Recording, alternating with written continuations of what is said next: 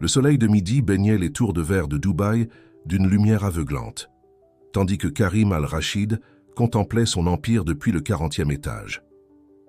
À 52 ans, il était devenu l'un des hommes d'affaires les plus influents du Moyen-Orient, bâtissant un conglomérat qui s'étendait de l'immobilier aux technologies vertes. Mais ce succès avait un prix que sa fille de 6 ans, Leïla, payait chaque jour. Dans son bureau aux lignes épurées, Karim consultait les derniers rapports sur l'avancement du projet Oasis, un complexe écologique révolutionnaire qui promettait de transformer le désert en terre fertile. Les chiffres défilaient sur son écran, mais son esprit vagabondait vers le petit mot que Leïla avait glissé sous sa porte ce matin, un dessin maladroit représentant leur famille, avec ces mots griffonnés d'une écriture enfantine. « Tu me manques, papa !» Sarah, sa sœur et bras droit, entra dans le bureau sans frapper, comme à son habitude. Les investisseurs attendent en salle de conférence, Karim. Le conseil d'administration s'impatiente. Elle rajusta son tailleur haute couture, symbole du statut social qu'elle chérissait tant. « Encore 5 minutes, répondit-il, les yeux rivés sur le dessin de Leïla. Sarah soupira, habituée aux rares moments où son frère laissait transparaître une once d'émotion. « Tu pourras jouer au père attentionné plus tard. L'avenir d'Oasis se joue maintenant. » Sa voix trahissait une pointe d'agacement. « D'ailleurs, j'ai congédié la nouvelle gouvernante. Elle laissait Leïla jouer dans la boue. Du jardin. Imagines-tu le qu'en dira-t-on » Karim se leva brusquement, rangeant le dessin dans le tiroir de son bureau. Le masque du businessman impitoyable reprit sa place. « Tu as raison. Les sentiments n'ont pas leur place dans les affaires. » La réunion se déroula comme prévu. Une chorégraphie bien rodée de chiffres et de promesses.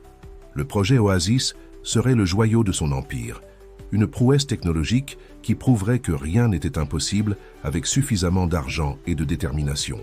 Pourtant, quelque chose le troublait dans les rapports de sécurité, des détails qui semblaient négligés. L'après-midi touchait à sa fin lorsqu'il décida d'inspecter personnellement le site de construction. Le soleil commençait à décliner, colorant le ciel de teintes orangées. Les grues se découpaient comme des géants mécaniques contre l'horizon, alors que les ouvriers s'affairaient sur les différents niveaux de la structure. Ce fut là, au milieu de son rêve en construction, que tout bascula. Un craquement sinistre résonna dans l'air, suivi du hurlement des alarmes. Karim leva les yeux vers la source du bruit, juste à temps pour voir la poutre métallique se détacher. Son dernier souvenir fut le reflet du soleil sur l'acier qui descendait vers lui, et l'image du visage de Leïla qui traversa son esprit comme un éclair. Le chaos qui suivit sembla se dérouler au ralenti. Les cris, les sirènes, la poussière qui dansait dans la lumière du crépuscule. Sarah, prévenue en urgence, arriva sur les lieux, alors que les ambulanciers s'activaient autour de son frère. Son monde parfaitement ordonné s'effondrait comme un château de cartes. À l'hôpital, les médecins parlaient de traumatisme crânien sévère, de paraplégie possible, de coma. Mais Sarah n'entendait qu'une chose. Comment allait-elle gérer l'empire de son frère? Et surtout, que faire de Leïla, cette petite fille qui attendait dans leur immense villa, ignorant encore que sa vie venait de basculer? Dans la chambre d'hôpital aseptisée, les machines bipaient régulièrement. Seul signe que Karim Al-Rachid, l'homme qui avait voulu défier le désert, était encore en vie. Sur la table de chevet, le dessin de Leïla, récupéré dans son bureau, semblait narguer le destin. Les médecins parlèrent de mois de coma possible, d'avenir incertain. Sarah, debout devant la fenêtre, observait les lumières de la ville scintiller dans la nuit. Elle devait maintenant prendre des décisions cruciales, non seulement pour l'entreprise, mais aussi pour sa nièce. Une enfant dont elle ne savait que faire, habituée qu'elle était aux salles de conseil d'administration plutôt qu'aux chambres d'enfants. Ce soir-là, dans les couloirs de l'hôpital, une jeune femme en blouse blanche observait la scène depuis le poste des infirmières. Claire Dubois, volontaire française, ne pouvait détacher son regard de la petite silhouette de Leïla, qui serrait contre elle son ours en peluche, perdu dans ce monde d'adultes qui venait de s'écrouler. Sans le savoir, Claire allait devenir la clé d'une transformation qui dépasserait tout ce que la famille Al-Rachid pouvait imaginer. Les jours à l'hôpital se suivaient dans une monotonie pesante, uniquement rythmée par le bip régulier des machines. Claire observait depuis 2 semaines la petite Leïla, qui venait chaque après-midi s'asseoir silencieusement près du lit de son père. La fillette restait là, immobile, ses grands yeux noirs fixés sur le visage endormi de Karim, comme si elle pouvait le réveiller par la seule force de son regard. Sarah passait également, mais ses visites étaient brèves, centrées sur les discussions avec les médecins et les appels téléphoniques incessants concernant l'entreprise. Elle jetait à peine un regard à sa nièce, visiblement mal à l'aise avec cette responsabilité inattendue. Un après-midi particulièrement lourd, Claire remarqua que Leila avait oublié son ours en peluche dans la chambre. Elle le récupéra et partit à la recherche de la fillette qu'elle trouva dans le petit jardin thérapeutique de l'hôpital, recroquevillée sur un banc. « Je crois que ton ami t'attend », dit doucement Claire en français, tendant l'ours à Leila. La petite fille leva les yeux, surprise d'entendre cette langue qu'elle connaissait grâce aux leçons privées que son père lui avait fait donner. « Vous parlez français ?» demanda Leila dans un murmure, prenant délicatement son ours. Claire s'assit à côté d'elle, maintenant une distance respectueuse. « Oui, je suis française. Je m'appelle Claire. Et toi, comment tu t'appelles ?»« Leila ?» répondit la fillette, serrant son ours contre elle. « Vous êtes docteur ?»« Non, je suis volontaire. Je viens ici pour aider les enfants à se sentir un peu mieux pendant qu'ils sont à l'hôpital. » Claire sortit de sa poche un petit carré de papier coloré. « Tu connais l'origami ?» Les yeux de Leila s'éclairèrent légèrement. Première étincelle d'intérêt que Claire voyait chez elle. « Non, c'est quoi ?»« C'est l'art de plier le papier pour créer des formes. Regarde. » Claire commença à plier le papier avec des gestes précis et délicats. Leila se rapprocha imperceptiblement, fascinée par les mouvements des mains de Claire. Quelques minutes plus tard, un petit papillon en papier reposait dans la paume de Claire. « Il est pour toi », dit-elle en le tendant à Leila. La fillette le prit avec précaution, comme s'il pouvait s'envoler. « Tu veux apprendre à en faire un ?» proposa Claire. Pour la première fois depuis des semaines, un timide sourire se dessina sur les lèvres de Leila. Dans les jours qui suivirent, Claire et Leila développèrent une routine. Chaque après-midi, après la visite à Karim, elles se retrouvaient dans le jardin. Claire apportait du papier coloré et ensemble, elles créaient un petit monde de papier, des grues, des fleurs, des étoiles. Peu à peu, Leila commença à parler d'abord de ses créations, puis de sa vie. « Papa travaille tout le temps », confia-t-elle un jour en pliant soigneusement un coin de papier. « Mais il me lit des histoires quand il rentre pas trop tard. » Claire écoutait attentivement, son cœur se serrant à chaque fois que la petite évoquait son père. Elle reconnaissait dans les yeux de Leila la même solitude qu'elle avait connue enfant, quand sa propre vie avait basculé. Un matin, Sarah surprit Claire et Leila en train de planter des graines dans de petits pots sur le rebord de la fenêtre de la chambre d'hôpital. « Que faites-vous » demanda-t-elle sèchement, les sourcils froncés. « On fait un jardin pour papa », expliqua Leila, avec enthousiasme, les mains pleines de terre. Claire dit que les fleurs vont lui donner de la force pour se réveiller. Sarah jeta un regard glacial à Claire. « Mademoiselle, puis-je vous parler un instant ?» Elle l'entraîna dans le couloir, laissant Leila continuer son jardinage. « Je ne sais pas qui vous a autorisé à vous occuper de ma nièce, mais cela doit cesser.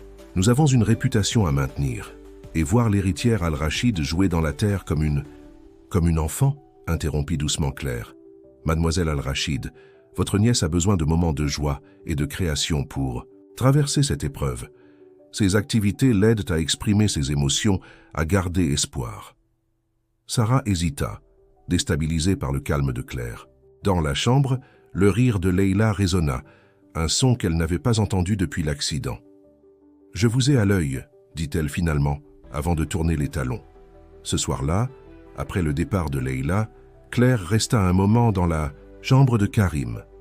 Elle observa les origamis colorés que sa fille avait accrochés au mur, les petits pots de terre sur le rebord de la fenêtre où les premières pousses commençaient à percer. « Votre fille est extraordinaire, monsieur Al-Rachid, » murmura-t-elle. « Elle a tant d'amour à donner. » Dans son lit, Karim restait immobile, mais les graines plantées ce jour-là allaient de bientôt germer, transformant non seulement la chambre d'hôpital, mais aussi les vies de tous ceux qui gravitaient autour de la famille Al-Rachid. Les semaines s'écoulaient, et la chambre de Karim Al-Rachid se transformait peu à peu en un jardin suspendu. Les origamis multicolores dansaient au moindre souffle d'air, tandis que les plantes de Leila s'épanouissaient sur le rebord de la fenêtre. La fillette elle-même semblait s'épanouir comme ses fleurs, retrouvant progressivement sa voix et son sourire. Claire avait établi une routine qui donnait structure et réconfort aux journées de Leïla. Les matins étaient consacrés aux histoires et au dessin, les après-midi au jardinage et à l'origami.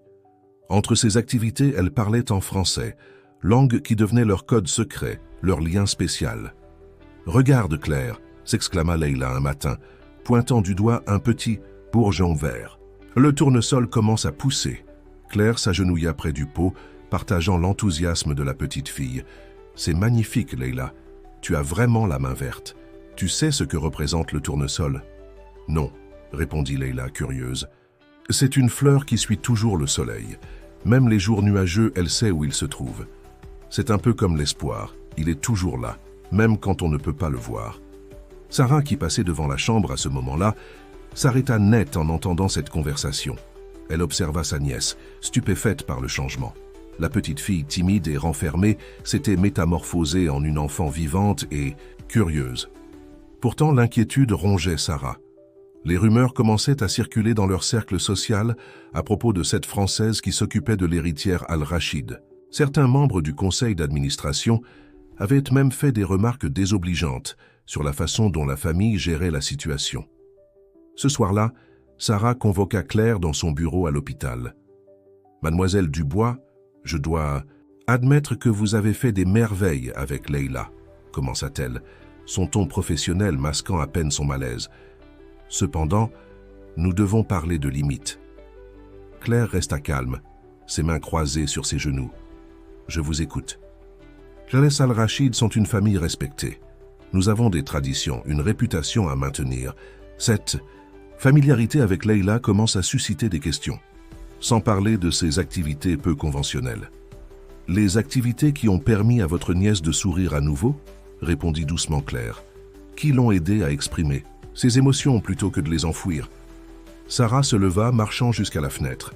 De là, elle pouvait voir le jardin thérapeutique où Leïla et Claire passaient tant de temps. « Vous ne comprenez pas nos obligations sociales, notre monde. »« Je comprends que vous voulez protéger Leïla, » interrompit Claire. « Mais la protéger de quoi? De la joie? De l'expression créative ?» Un silence tendu s'installa. Sarah se tourna vers Claire, prête à répliquer, quand une infirmière fit irruption dans le bureau. « Mademoiselle Al-Rachid, Monsieur Karim, il y a des signes d'activité cérébrale accrue. Les médecins pensent qu'il pourrait y avoir des changements dans les prochains jours. » Le monde sembla s'arrêter un instant. Sarah chancela légèrement, s'appuyant sur son bureau. Claire se leva immédiatement. « Je vais chercher Leïla. »« Non ?» Sarah leva la main. « Laissez-moi gérer cela. Vous en avez assez fait. » Mais quand elle arriva dans la chambre de son frère, Leïla était déjà là, grimpée sur une chaise près du lit, montrant à son père inconscient sa dernière création en origami, une grue aux ailes déployées. « Regarde, papa » murmurait-elle, en français, langue qu'ils partageaient autrefois. « Claire m'a appris à la faire. Quand tu te réveilleras, je t'apprendrai aussi. » Sarah resta dans l'embrasure de la porte, observant la scène. Pour la première fois, elle vit au-delà des conventions sociales et des apparences. Elle vit une petite fille qui, grâce à Claire, avait trouvé un moyen de maintenir le lien avec son père, même dans le silence du coma. Cette nuit-là, alors que l'hôpital s'endormait, les tournesols de Leïla se tournèrent vers la lune, comme des sentinelles gardant l'espoir d'un nouveau jour. Dans son lit, Karim Al-Rachid bougea légèrement les doigts, comme s'il voulait attraper la grue en papier que sa fille avait posée sur sa table de chevet. Le réveil de Karim Al-Rachid fut progressif, comme une lente remontée des profondeurs. D'abord, ce furent les sons, le bip régulier des machines, les chuchotements du personnel médical et une voix claire qui racontait des histoires en français. Puis vinrent les odeurs. L'antiseptique de l'hôpital, mêlé au parfum délicat des fleurs. Enfin, la lumière, éblouissante même à travers ses paupières closes. Quand il ouvrit les yeux pour la première fois, la première chose qu'il vit fut un plafond constellé d'origami coloré, dansant doucement dans la brise du climatiseur. Il cligna des yeux, désorienté. Sa gorge était sèche, ses membres, lourds. Il essaya de bouger ses jambes, mais rien ne se passa. « Monsieur Al-Rachid » une infirmière apparut dans son champ de vision. « Vous êtes à l'hôpital. Vous avez eu un accident. Ne vous inquiétez pas, je vais chercher le médecin. » Les heures suivantes furent un tourbillon de médecins, d'examens et d'explications. Sarah était là, les traits tirés malgré son maquillage. Impeccable. Elle lui expliqua qu'il était resté dans le coma pendant 4 mois. 4 mois pendant lesquels le monde avait continué de tourner sans lui. Leila. Sa voix était rauque, à peine plus qu'un murmure. « Elle va bien », répondit Sarah rapidement. « Elle est devenue différente, plus ouverte. C'est grâce à... » Mais avant qu'elle ne puisse finir sa phrase, la porte s'ouvrit sur Leila, suivie d'une jeune femme que Karim ne connaissait pas. Sa fille portait un pot de fleurs dans ses petites mains, un grand sourire illuminant son visage. « Papa !» s'écria-t-elle en français, posant précipitamment le pot sur une table. « Tu es réveillé ?» Elle s'approcha du lit, hésitant un instant avant de se blottir doucement contre lui. Karim sentit son cœur se serrer. La voix de sa fille était plus assurée, son français plus fluide qu'il ne s'en souvenait. Et ce sourire, quand était là? Dernière fois qu'il l'avait vu sourire ainsi. « Monsieur Al-Rachid, » dit la jeune femme en français, « je suis Claire Dubois, volontaire à l'hôpital. Je m'occupe de Leila depuis... » « Qui vous a autorisé à vous occuper de ma fille ?» interrompit Karim, sa voix plus dure qu'il ne l'aurait voulu. Le sourire de Leila vacilla. « Papa, Claire m'a appris plein de choses. Regarde les fleurs qu'on a fait pousser ensemble, et les origamis, et... » Leila, coupa Sarah. « Laisse ton père se reposer. Mademoiselle Dubois, je pense qu'il est temps de partir. » Claire hocha la tête, gardant son calme malgré la tension. Palpable. « Bien sûr, au revoir Leila. À demain. » « À demain, » répondit la petite fille d'une voix tremblante, serrant la main de Claire avant qu'elle ne parte. Une fois Claire sortie, Karim examina sa chambre avec un regard nouveau. Les murs étaient tapissés de dessins et d'origami. Des plantes en pot s'alignaient sur le rebord de la fenêtre, leurs feuilles vertes contrastant avec la stérilité habituelle des chambres d'hôpital. « Qui est réellement cette femme ?» demanda-t-il à Sarah dès que Leila fut sortie. « Une volontaire française », répondit Sarah hésitante. Elle s'est occupée de Leila pendant ton coma. Je sais que ça peut sembler inapproprié, mais... Inapproprié. Karim tenta de se redresser, frustré par son corps qui refusait de lui obéir. Une étrangère s'est occupée de ma fille pendant 4 mois, lui a appris je ne sais quoi. Et tu trouves ça simplement inapproprié? Karim, dit doucement Sarah, tu ne comprends pas. Leila était perdue sans toi. Claire l'a aidée à traverser cette période. Elle a transformé notre petite fille silencieuse en une enfant pleine de vie. Karim ferma les yeux, submergé par les émotions et la fatigue. Le parfum des fleurs lui paraissait soudain étouffant. Sur sa table, de chevet, une grue en papier semblait le narguer de ses ailes déployées. Cette nuit-là, incapable de dormir, il observa la lune à travers sa fenêtre. Les ombres des origamis dansaient sur les murs, créant des formes fantomatiques. Dans le silence de la nuit, il entendit la voix de Leila résonner dans sa mémoire, parlant un français plus fluide que jamais, riant comme il ne l'avait pas entendu rire depuis des années. Pour la première fois de sa vie, Karim Al-Rachid, l'homme qui avait bâti un empire, se sentit complètement impuissant. Non seulement son corps refusait de lui obéir, mais sa propre fille semblait lui échapper, transformée par une étrangère pendant son absence. La rééducation était un combat quotidien pour Karim Al-Rachid. Chaque mouvement, chaque exercice lui rappelait cruellement ses limitations. Dans la salle de kinésithérapie, il observait son reflet dans les miroirs muraux, ne reconnaissant plus l'homme qui lui faisait face. Ses muscles, autrefois puissants, semblaient l'avoir trahi, et la chaise roulante était devenue son nouveau trône. « Monsieur Al-Rachid », annonça son assistant en entrant dans la salle, « les rapports que vous avez demandés sur l'accident sont arrivés. » Karim fit pivoter sa chaise, son visage retrouvant instantanément le masque du businessman. « Posez-les là », ordonna-t-il, désignant la table à côté de lui. Depuis son réveil, il avait exigé une enquête approfondie sur les circonstances de l'accident. Quelque chose ne collait pas dans les explications officielles. Seul dans sa chambre ce soir-là, il parcourut les documents. Son sang se glaça lorsqu'il découvrit la vérité. Les normes de sécurité avaient été délibérément négligées pour accélérer la construction du projet Oasis. Des alertes avaient été ignorées, des rapports d'inspection falsifiés. Tout cela sous la supervision de son entreprise, de ses employés de confiance. Un bruit à la porte interrompit sa lecture. Leila se tenait dans l'embrasure, un nouveau pot de fleurs dans les mains. « Papa, je peux entrer ?» demanda-t-elle timidement, en français. Karim hésita puis hocha la tête. Il rangea rapidement les documents pendant que sa fille installait les fleurs sur le rebord de la fenêtre, à côté des autres. « Ce sont des lavandes », expliqua-t-elle avec enthousiasme. « Claire, dis qu'elles aident à se sentir mieux.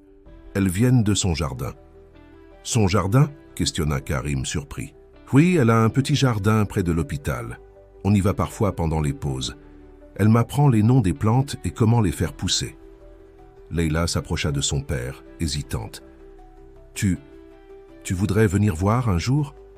Karim observa sa fille, remarquant les changements subtils dans son comportement. Cette nouvelle assurance, cette passion pour le jardinage, ce français impeccable, tout cela venait de Claire Dubois.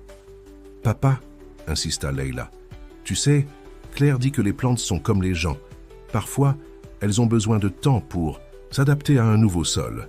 Mais ça ne veut pas dire qu'elles ne peuvent pas s'épanouir. » Ces mots touchèrent à quelque chose en Karim.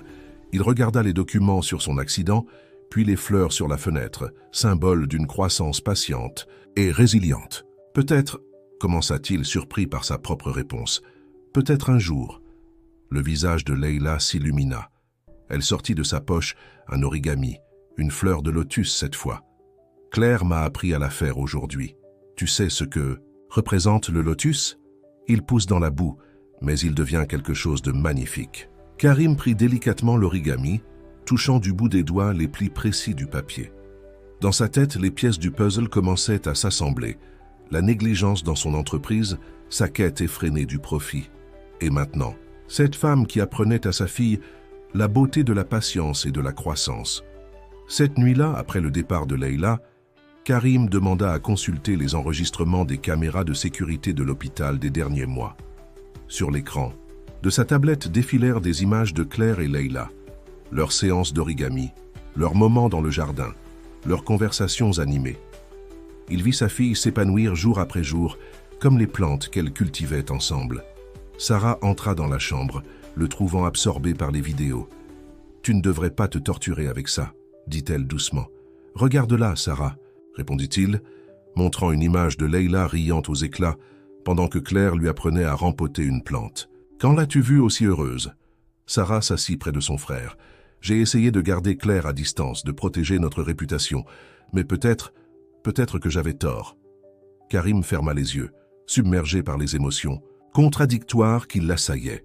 Les rapports sur l'accident, les vidéos de sa fille, l'influence de Claire, tout se mélangeait dans son esprit. Pour la première fois de sa vie, il commençait à remettre en question non seulement ses priorités, mais aussi les fondements mêmes de son empire. Le jardin de Claire était un petit coin de paradis caché derrière l'hôpital. C'est là que Karim se retrouva une semaine plus tard, sa chaise roulante guidée par un assistant médical. Il avait choisi un moment où il savait que ni Claire, ni Leila, ni Serende, voulant observer ce lieu qui avait tant d'importance pour sa fille. Les parterres soigneusement entretenus débordaient de vie. Des roses grimpantes s'enroulaient autour des supports en bois, des herbes aromatiques parfumaient l'air et au centre, un carré était visiblement réservé aux expériences de jardinage de Leila, avec des étiquettes écrites de sa main maladroite. « C'est surprenant de vous voir ici, monsieur Al-Rachid. » Karim se retourna brusquement. Claire se tenait à l'entrée du jardin, un arrosoir à la main. Elle portait un tablier taché de terre par-dessus sa blouse d'hôpital, ses cheveux attachés négligemment. « Je ne voulais pas vous déranger, » dit-il mal à l'aise. « C'est un espace public, » répondit-elle simplement, commençant à arroser les plantes. « Leila sera heureuse de savoir que vous êtes venu voir son jardin. » « Son jardin ?» Claire sourit légèrement. Cette parcelle lui est dédiée. Chaque plante a été choisie et plantée par elle. Elle a un don, vous savez, une patience naturelle, avec les êtres vivants. Karim observa le petit carré de terre où poussèrent les plantations de sa fille. Des tournesols côtoyaient des pois de senteur et de petites pousses de légumes percèrent la terre. « Pourquoi faites-vous tout cela ?» demanda-t-il abruptement. « Vous êtes volontaire, vous n'êtes pas payé pour vous occuper de ma fille. » Claire posa son arrosoir et s'assit sur un banc proche, à hauteur des yeux de Karim. « Il y a des choses plus importantes que l'argent, monsieur Al-Rachid. Quand j'ai rencontré Leila, j'ai vu une petite fille qui avait besoin d'exprimer sa peine, sa peur, son amour. Le jardinage, l'origami, ce ne sont pas que des passe-temps, ce sont des moyens de guérison. » « De guérison ?» répéta Karim, sceptique. « Oui, quand on plante une graine, on doit avoir foi en l'avenir. On doit croire qu'avec du temps, des soins et de la patience, quelque chose de beau va éclore. C'est une leçon que j'ai apprise il y a longtemps, quand ma vie aussi a basculé. Pour la première fois, Karim remarqua une légère cicatrice sur le cou de Claire, habituellement cachée par ses cheveux. Elle surprit son regard et toucha inconsciemment la marque. « Un accident de voiture, il y a 10 ans », expliqua-t-elle simplement. « J'ai passé des mois en rééducation. Le jardinage m'a sauvé. C'est pour ça que je suis devenu volontaire. » Un silence s'installa, uniquement troublé par le bourdonnement des abeilles dans les lavandes. Karim sentit quelque chose se fissurer dans son armure émotionnelle. « Comment ?» Sa voix se brisa légèrement. « Comment avez-vous surmonté la colère ?» Claire le regarda droit dans les yeux. « Je ne l'ai pas surmontée. Je l'ai transformée. Chaque graine plantée était une promesse d'avenir. Chaque fleur qui s'épanouissait me rappelait que la vie continue. Différemment peut-être, mais elle continue. » À ce moment, un bruit de pas précipité se fit entendre. Leila apparut à l'entrée du jardin, son visage s'illuminant en voyant son père. « Papa, tu es venu !» Elle courut vers lui, puis s'arrêta net, incertaine. « Tu veux voir mes plantes ?»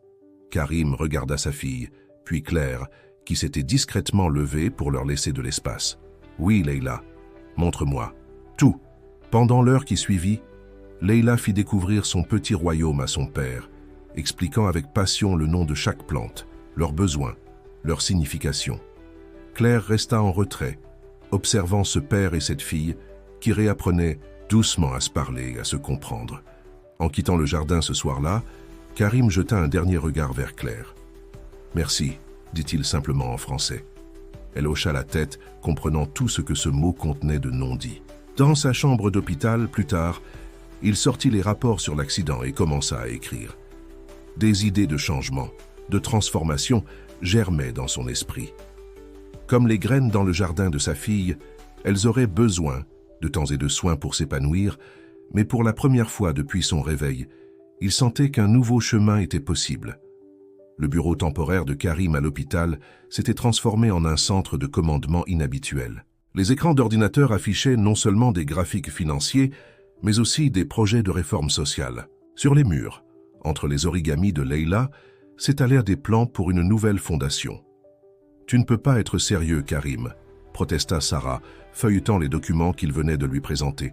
« Transformer le projet Oasis en un centre communautaire, c'est de la folie pure. » « Non, Sarah, c'est la première décision sensée que je prends depuis des années. » Karim fit pivoter sa chaise roulante vers la fenêtre où les tournesols de Leila s'épanouissaient pleinement, désormais.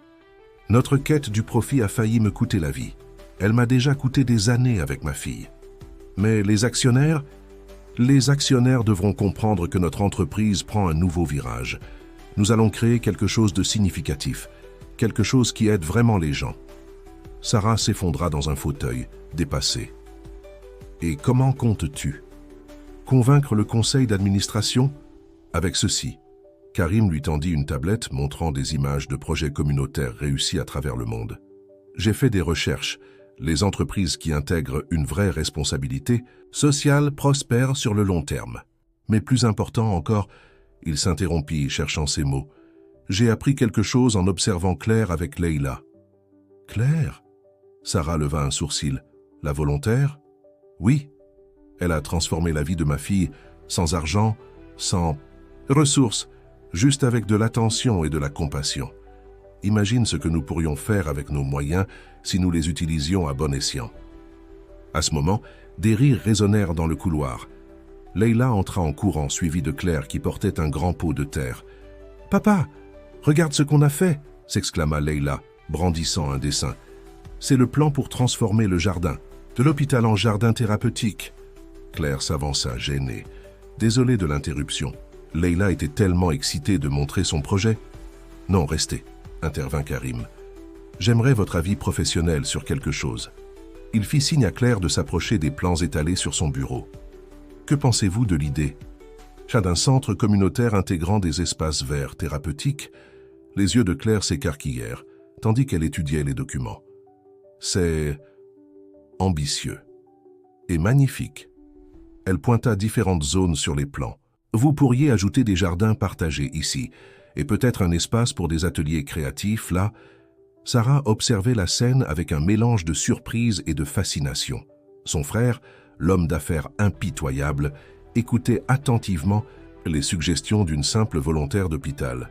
« Tante Sarah » appela doucement Leila, tirant sur sa manche. « Tu veux voir mon dessin aussi ?» Sarah regarda sa nièce, remarquant soudain à quel point elle ressemblait à sa mère, la femme que Karim avait aimée et perdue trop tôt. Cette même douceur dans les yeux, cette même capacité à voir la beauté dans les petites choses. « Bien sûr, ma chérie », répondit-elle, s'agenouillant pour être à hauteur de Leila. Pour la première fois depuis longtemps, elle laissa tomber son masque de femme d'affaires implacable.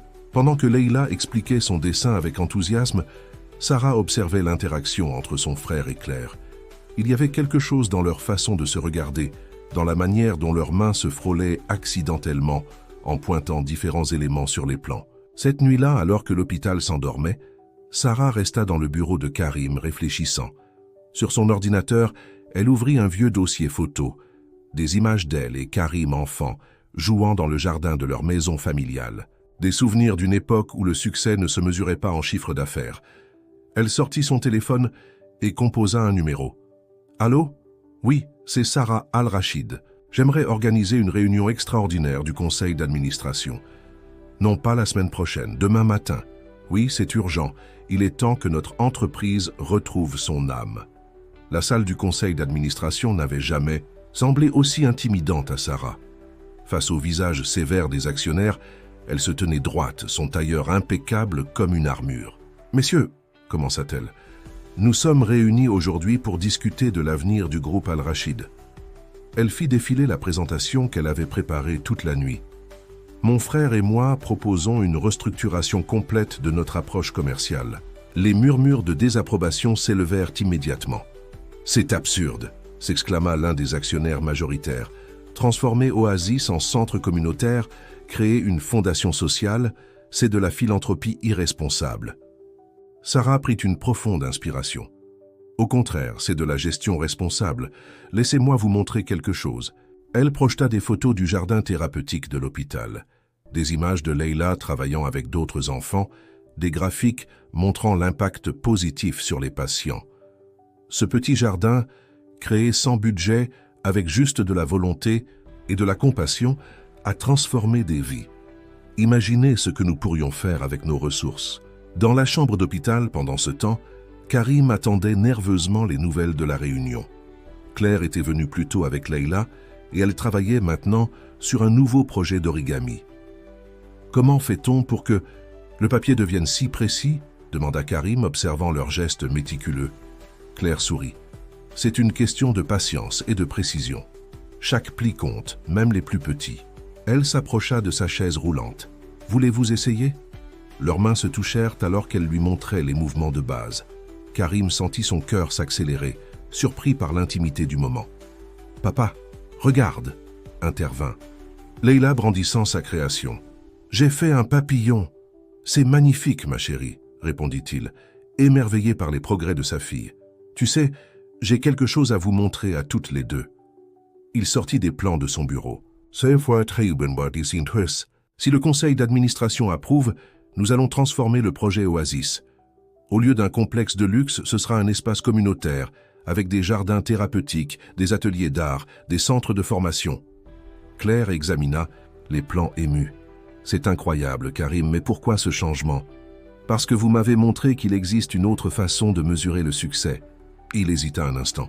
« Claire, j'aimerais que vous dirigiez le programme thérapeutique du centre. » Claire le regarda stupéfaite. « Moi ? Mais je ne suis qu'une volontaire. »« Vous êtes bien plus que ça, » interrompit Karim doucement. « Vous avez transformé nos vies. » Leila sautillait d'excitation. « Tu vas dire oui, hein, Claire ? On pourra avoir un encore plus grand jardin. » À ce moment, Sarah fit irruption dans la chambre, essoufflée. « Ils ont accepté, » annonça-t-elle triomphalement. « Avec quelques conditions, mais ils ont accepté. » La joie qui envahit la pièce fut interrompue par l'arrivée d'une infirmière. « Monsieur Al-Rachid, c'est l'heure de votre séance de rééducation. » Alors que l'assistant l'aidait à se préparer, Karim remarqua que Claire rangeait ses affaires. « Vous partez ?» « Je dois aller préparer les ateliers de l'après-midi, répondit-elle. Mais, elle hésita. « Je réfléchirai à votre proposition. »« Claire, appela-t-il alors qu'elle atteignait la porte. « Merci, pour tout. » Elle se retourna, un léger sourire aux lèvres. « C'est à moi de vous remercier. Vous venez de donner un nouveau sens à mon travail. » Cet après-midi-là, pendant sa séance de rééducation, Karim travailla plus dur que jamais. Chaque mouvement, chaque effort était porté par une nouvelle motivation. Dans sa poche, le papillon en origami de Leila lui rappelait que la transformation la plus profonde commençait par de petits changements. Les semaines passaient et l'automne commençait à teinter les feuilles du jardin thérapeutique. Karim faisait des progrès remarquables en rééducation, parvenant maintenant à se tenir debout pendant de courtes périodes avec l'aide de barres parallèles. Mais ce n'était pas la seule transformation en cours. Le projet de reconversion d'Oasis avançait rapidement. Les plans avaient été approuvés et les travaux de modification devaient commencer dans 1 mois. Claire passait de plus en plus de temps à travailler avec Karim sur le programme thérapeutique, leurs réunions se prolongeant souvent tard, dans la soirée. « Je pense qu'on devrait ajouter un espace pour l'art-thérapie ici », suggéra Claire, penchée sur les plans. Sa main frôla celle de Karim alors qu'ils pointaient le même endroit. Ni l'un ni l'autre ne se retira. « Claire », commença Karim, son cœur battant plus fort. « Monsieur Al-Rachid !» L'interruption vint de Hassan, son directeur financier, qui fit irruption dans la pièce. « Nous avons un problème. » Claire se redressa rapidement, rassemblant ses documents. « Je vais vous laisser. »« Non, restez » insista Karim. « Vous faites partie du projet maintenant. » « Que se passe-t-il, Hassan ?» Le directeur financier jeta un regard méfiant à Claire avant de continuer. « Des irrégularités ont été découvertes dans les comptes. Quelqu'un essaie de détourner les fonds destinés à la fondation. » Karim serra les poings. « Qui ?»« Nous soupçonnons Ahmad Malik, le responsable du développement. Il s'oppose fermement à la nouvelle orientation de l'entreprise. » Claire observa Karim, inquiète de sa réaction, mais son visage resta calme, presque serein. « Convoquez une réunion. D'urgence, ordonna-t-il, et contactez notre service juridique. » Après le départ d'Hassan, un silence pesant s'installa. Claire s'approcha de Karim, posant doucement sa main sur son épaule. « Vous allez bien ?» Étrangement, oui. Il leva les yeux vers elle. À quelques mois, j'aurais explosé de colère. Mais maintenant, il sourit légèrement. Je suppose que j'ai appris quelque chose sur la patience et la croissance. « Papa, Claire !» La voix excitée de Leila résonna dans le couloir avant qu'elle n'entre en trompe dans la pièce. « Regardez ce que j'ai fait !» Elle brandissait fièrement un album photo fait main, décoré d'origami et de dessins de fleurs. « C'est pour le nouveau centre », expliqua-t-elle en l'ouvrant. « J'ai pris des photos de notre jardin pour montrer aux gens comment on peut faire pousser des choses, même dans des endroits tristes. » Claire et Karim échangèrent un regard ému. Sur les pages, les photos racontaient leur histoire. Les premiers, tournesol, les séances d'origami, les moments partagés dans le jardin. « C'est magnifique, ma chérie », murmura Karim, attirant sa fille dans ses bras. « On pourrait en faire des copies, » suggéra Claire, « pour les distribuer aux familles qui viendront au centre. »« Oui !» s'enthousiasma Leila. « Et on pourrait écrire des histoires pour expliquer comment prendre soin des plantes, comme tu m'as appris, Claire. » Sarah entra à son tour, un dossier à la main. Elle s'arrêta, surprise par la scène familiale devant elle. « J'ai les documents concernant Malik », annonça-t-elle. Puis, remarquant l'album photo, « Qu'est-ce que c'est ?»« Le nouveau projet de Leila », répondit Karim. « Elle nous montre comment transformer les obstacles en opportunités. » Sarah s'approcha, feuilletant l'album avec curiosité. Son expression s'adoucit en voyant les photos. « Tu sais, » dit-elle lentement, « nous pourrions utiliser ceci pour notre campagne de communication. Montrer le vrai visage de notre transformation. » Vraiment, les yeux de Leila brillaient d'excitation. « Vraiment, » confirma Sarah, souriant à sa nièce. « Parfois, les meilleures idées viennent des cœurs les plus purs. » Plus tard ce soir-là, alors que Leila était rentrée avec Sarah, Claire s'apprêtait à partir quand Karim la retint. « Claire, à propos de ce que j'allais dire avant l'interruption. »« Oui ?» Son cœur battait la chamade. « Il hésita, puis prit son courage à 2 mains. « Je crois que je suis en train de tomber amoureux de vous. » Le silence qui suivit sembla durer une éternité. Puis Claire s'approcha, prenant ses mains dans les siennes. « Je crois que moi aussi, murmura-t-elle. Mais, nous devons penser à Leïla, à l'entreprise, au projet. C'est beaucoup de changements en même temps. Karim serra doucement ses mains. Les changements font peur, mais vous m'avez appris que c'est souvent dans ces moments-là que les plus belles choses peuvent germer. L'affaire Malik avait secoué l'entreprise, mais pas de la manière attendue. Au lieu de créer le scandale redouté, elle avait renforcé la détermination de Karim à transformer son groupe. La transparence avec laquelle il avait géré la situation avait gagné le respect de ses employés et même converti certains sceptiques à sa nouvelle vision. Un matin de novembre, alors que les dernières feuilles dorées tombaient dans le jardin thérapeutique, Claire organisait une réunion particulière.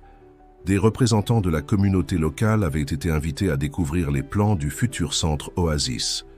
Comme vous pouvez le voir, expliquait-elle, montrant les maquettes, chaque espace a été pensé pour être accessible et accueillant. Les jardins thérapeutiques seront ouverts à tous et nous proposerons des formations en horticulture pour les personnes en réinsertion. Dans son fauteuil roulant, Karim observait Claire avec fierté.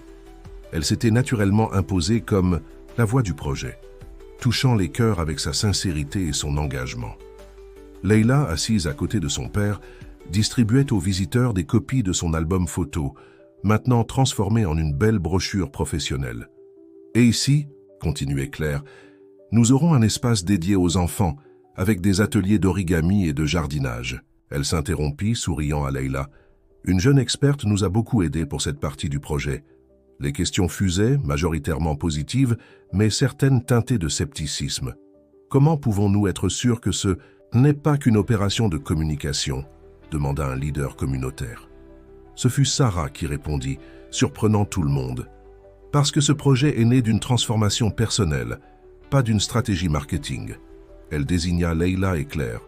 Ces deux personnes nous ont appris que le vrai succès ne se mesure pas en chiffres, mais en vies transformées. Après la réunion, alors que les visiteurs partaient, Karim fit signe à Claire de le rejoindre dans le jardin. L'air était frais, mais le soleil d'automne réchauffait doucement l'atmosphère. « Tu as été extraordinaire », dit-il en français, utilisant pour la première fois le tutoiement. Claire rougit légèrement. C'est facile de parler d'un projet auquel on croit. Ce n'est pas qu'un projet. Karim prit sa main. C'est un nouveau départ, pour nous tous. À ce moment, Sarah apparut, suivie de Leïla qui sautillait d'excitation. « Ils ont adoré !» s'exclama la petite fille. « Une dame a même pleuré quand je lui ai montré les photos du jardin. » Sarah s'approcha de son frère, un sourire complice aux lèvres. « Je crois que nous avons tous sous-estimé le pouvoir des petites choses. »« Les petites choses qui changent tout !» murmura Claire, serrant la main de Karim. Leïla les observait, un grand sourire aux lèvres. « Est-ce que ça veut dire que Claire va rester avec nous pour toujours ?» Un silence gêné s'installa. Sarah retint son souffle, attendant la réaction de son frère. Karim regarda Claire, puis sa fille. « Ça ?» dit-il doucement. « C'est une question que nous devons poser à Claire. »« En fait, » intervint Sarah, sortant une enveloppe de son sac, « j'ai quelque chose qui pourrait influencer la décision. » Elle tendit l'enveloppe à Claire. « L'organisation internationale pour laquelle tu as postulé il y a quelques mois. Ils t'offrent un poste à Londres. » Claire pâlit légèrement, prenant l'enveloppe d'une main tremblante. C'était une opportunité qu'elle avait recherchée pendant des années, avant de rencontrer Leïla et Karim. « Tu vas partir ?» La voix de Leïla tremblait. Claire s'agenouilla devant la petite fille, puis regarda Karim. Dans leurs yeux, elle voyait tout ce qu'elle avait toujours cherché. Une famille, un but, un amour véritable. Parfois, dit-elle doucement, les plus beaux jardins sont ceux qu'on cultive là où on a pris racine. Elle prit la lettre et, d'un geste délibéré, la déchira en petits morceaux qui s'envolèrent dans la brise d'automne comme des pétales. Leïla se jeta dans ses bras et Karim les entoura toutes les deux. Sarah essuya discrètement une larme, émue par cette scène qui marquait le début d'un nouveau chapitre pour leur famille.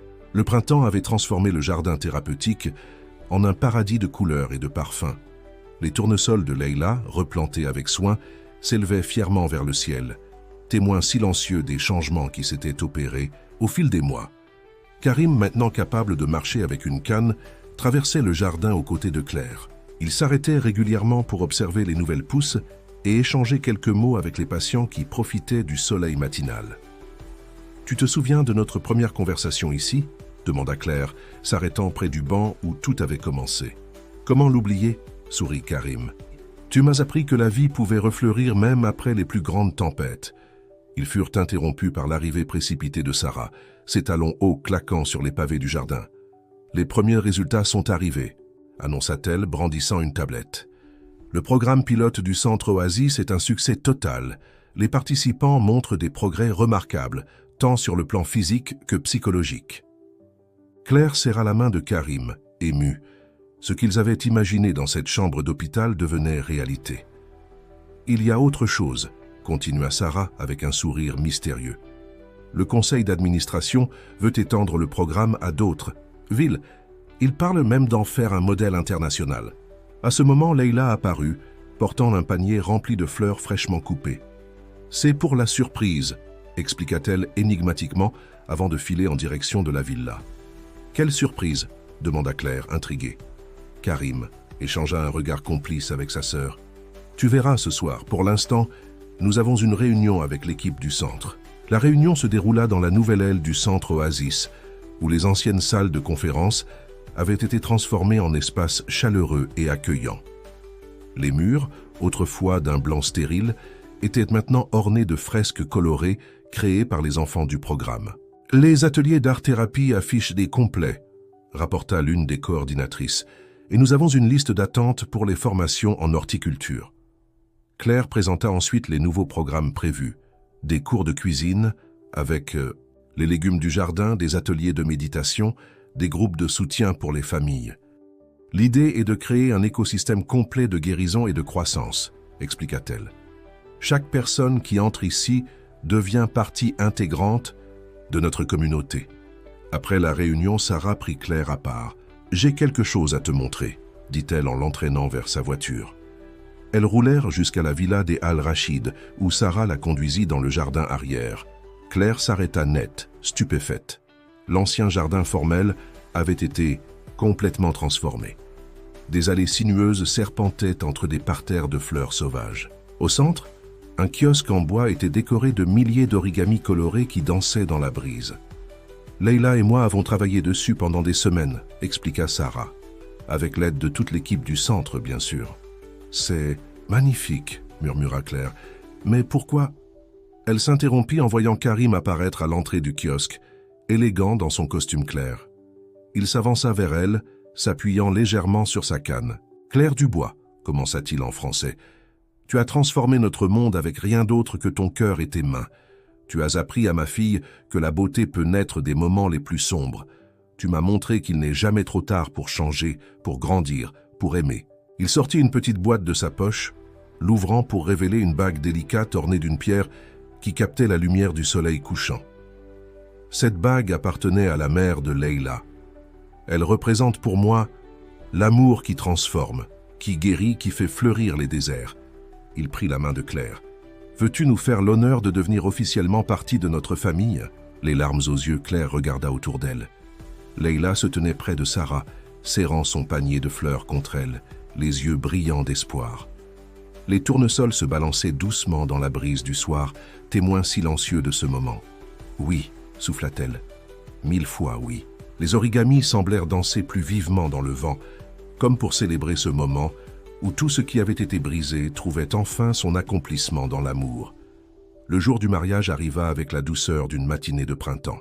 Le jardin de la villa Al-Rachid, transformé en un véritable conte de fées végétales, accueillait une cérémonie intime où chaque détail portait l'empreinte de leur histoire commune. Des guirlandes d'origami, créées par Leila et les enfants du centre Oasis, flottaient entre les branches des arbres. Les parterres de fleurs, soigneusement cultivés pendant des mois, formaient une palette de couleurs harmonieuses. Les tournesols, témoins de leur premier rapprochement, se dressaient fièrement le long des allées. Claire, radieuse dans une robe simple mais élégante, portait une couronne de fleurs fraîches tressée par Leila. La petite fille, dans sa robe de demoiselle d'honneur, rayonnait de bonheur. « J'ai une surprise », annonça Leila juste avant, le début de la cérémonie tenant une tablette dans ses mains. Sarah m'a aidé à la préparer. Sur l'écran apparurent les visages souriants des personnes dont les vies avaient été touchées par le centre Oasis. Chacun avait un message. à partager. Grâce à vous, j'ai retrouvé espoir, disait une jeune mère. Les ateliers de jardinage m'ont donné un nouveau but, témoignait un ancien patient. Vous nous avez montré que la compassion peut transformer des vies, ajoutait un membre de la communauté. Karim et Claire, main dans la main, regardèrent ces témoignages avec émotion. Leur amour n'avait pas seulement transformé leur vie, il avait créé des ondulations de changement dans toute la communauté.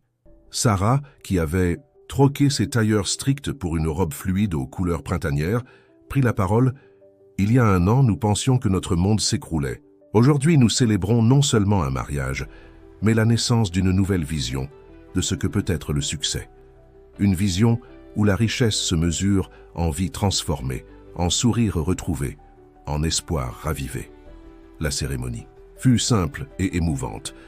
Les vœux échangés en français et en arabe parlèrent de croissance, de patience et de la beauté qui peut naître des moments les plus inattendus. Après l'échange des alliances, Leila s'avança avec un origami spécial, un cœur complexe fait de plusieurs couches de papier. « Quand on l'ouvre, expliqua-t-elle fièrement, il révèle un jardin entier à l'intérieur.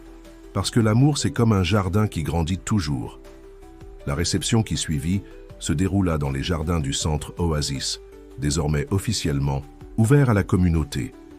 Les invités, mêlant dirigeants d'entreprises et membres de la communauté locale, partageaient leurs histoires et leurs espoirs pour l'avenir. Claire et Karim circulaient parmi leurs invités, s'arrêtant souvent pour admirer les nouvelles pousses dans le jardin communautaire. Karim marchait maintenant avec plus d'assurance, sa canne devenant plus un accessoire qu'une nécessité. « Tu sais, dit Claire alors qu'ils s'accordaient un moment de calme près des tournesols, « j'ai quelque chose à te dire. » Karim la regarda avec tendresse, attendant la suite. « Elle prit une profonde inspiration, un sourire rayonnant, illuminant son visage. « Nous allons avoir un bébé. » Les yeux de Karim s'écarquillèrent de surprise et de joie. À quelques pas de là, Leila, qui avait entendu la nouvelle, laissa échapper un cri de joie et se précipita vers eux. « Je vais être grande sœur ?» demanda-t-elle, ses yeux brillants d'excitation.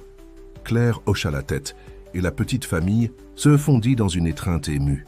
Sarah, observant la scène de loin, sourit.